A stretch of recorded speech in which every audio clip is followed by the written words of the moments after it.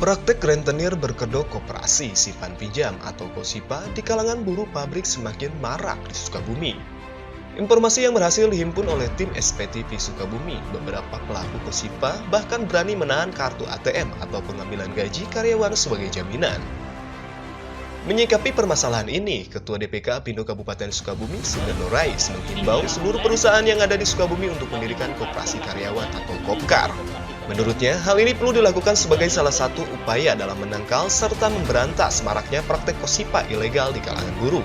Sesuai dengan visi misi Bupati Sukabumi dalam memberantas rentenir di lingkungan perusahaan yang berada di wilayah Sukabumi guna mewujudkan kesejahteraan masyarakat termasuk buruh. Ada perusahaan yang sudah care dalam arti manajemen perusahaannya melalui orang-orang yang dipercaya di bidang ketenaga kerjaan, HRD-nya, itu sudah care, yaitu dengan menyediakan koperasi karyawan, menyediakan toko sembako bagi karyawan, yang memberikan kemudahan bagi karyawannya untuk memperoleh kebutuhan pokoknya.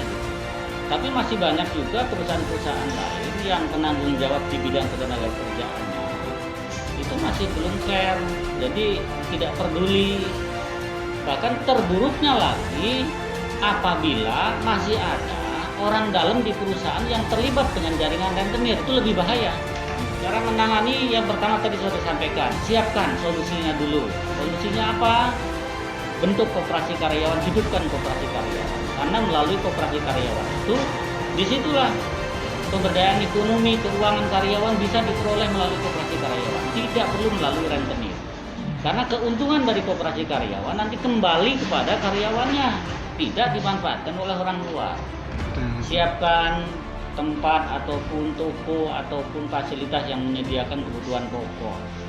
Berikan kemudahan-kemudahan karyawan untuk memperoleh peningkatan kesejahteraannya, baik itu memperoleh kendaraan, memperoleh rumah, ataupun untuk biaya-biaya yang sifatnya emergensi bisa diatasi.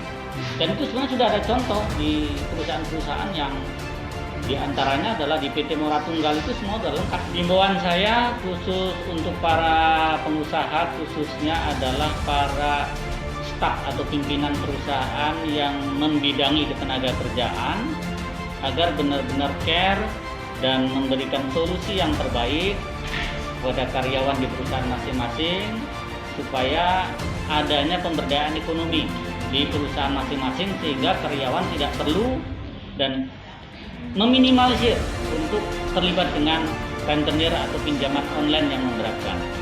Khusus kepada para karyawan di Kabupaten Sukabumi, jangan mau pinjam dengan rentenir, jangan mau pinjam melalui pinjaman online, tapi manfaatkanlah pemberdayaan ekonomi melalui koperasi karyawan di perusahaan masing-masing. Itu adalah solusi terbaik.